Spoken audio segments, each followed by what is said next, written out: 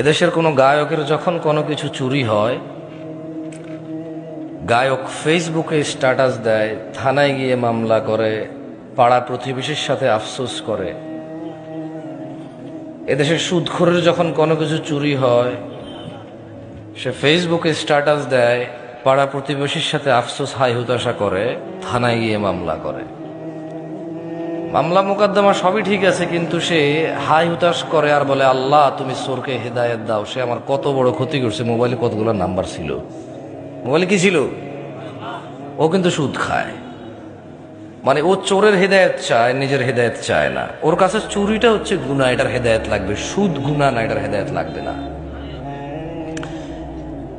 এই হিসেবে সিগারেটখোর মনে করে গাঁজাখোরের চাইতে ভালো, গাঁজাখোর মনে করে মদখোরের চাইতে ভালো, মদখোর মনে করে হিরোইন চাইতে ভালো, হিরোইনখোর মনে করে টিকটিকির লেজ খাওয়ার চাইতে ভালো। আমার মতো জামশেদ মজুমদার হুজুর মনে করে দাড়ি টুপি রাখা সব চাইতে ভালো কাজ, কিন্তু মানুষের সাথে দুর্ব্যবহার করা খারাপ কাজ না। মাইক্রোফোনে এসে আসা লোকগুলো আমরা যখন পরামর্শ দিই মানুষকে, আমরা ভুলে যাই আল্লাহ বলেছে, ইয়া আইয়ুহাল্লাযীনা আমানু, হে তোমরা যারা ঈমান এনেছো, লিমা তাকুল, এমন কথা বলো কেন, মা লা তাফআলুন, যা তোমরা করতে পারবা না নিজেরাই। কাবুরা মাকতান ইনদাল্লাহি আন তাকুলু মা লা তাফআলুন, নিশ্চয় আল্লাহর কাছে ঘৃণিত কাজ হচ্ছে এমন কিছু যা তুমি অন্যকে বলো কিন্তু তুমি নিজে করো না। কেমন?